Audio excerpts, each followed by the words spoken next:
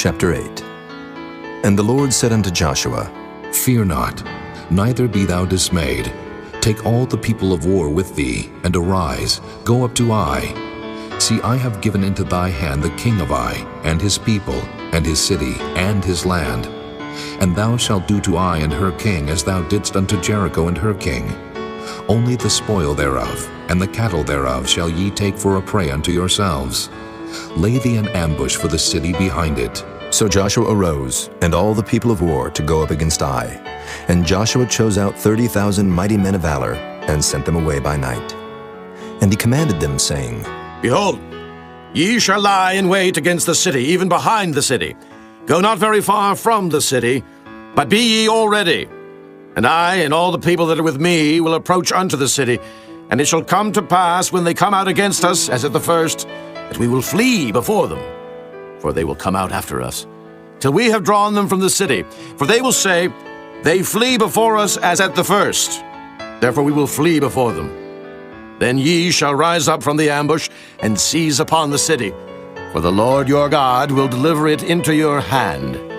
And it shall be, when ye have taken the city, that ye shall set the city on fire. According to the commandment of the Lord shall ye do. See, I have commanded you. Joshua therefore sent them forth, and they went to lie in ambush, and abode between Bethel and Ai, on the west side of Ai. But Joshua lodged that night among the people. And Joshua rose up early in the morning, and numbered the people, and went up, he and the elders of Israel, before the people to Ai. And all the people, even the people of war that were with him, went up, and drew nigh, and came before the city, and pitched on the north side of Ai. Now there was a valley between them and Ai. And he took about 5,000 men, and set them to lie in ambush between Bethel and Ai, on the west side of the city. And when they had set the people, even all the host that was on the north of the city, and their liers in wait on the west of the city, Joshua went that night into the midst of the valley. And it came to pass, when the king of Ai saw it, that they hasted and rose up early, and the men of the city went out against Israel to battle, he and all his people, at a time appointed, before the plain. But he wist not that there were liers in ambush against him behind the city. And Joshua and all Israel made as if they were beaten before them, and fled by the way of the wilderness. And all the people that were in Ai were called together to pursue after them.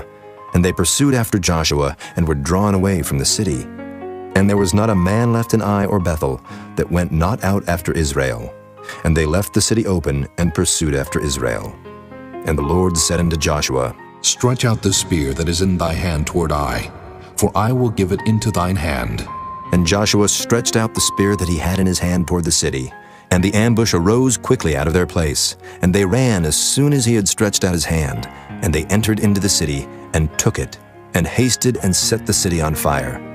And when the men of Ai looked behind them, they saw, and behold, the smoke of the city ascended up to heaven, and they had no power to flee this way or that way. And the people that fled to the wilderness turned back upon the pursuers. And when Joshua and all Israel saw that the ambush had taken the city, and that the smoke of the city ascended, then they turned again, and slew the men of Ai.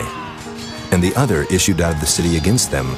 So they were in the midst of Israel, some on this side, and some on that side. And they smote them, so that they let none of them remain or escape. And the king of Ai they took alive, and brought him to Joshua.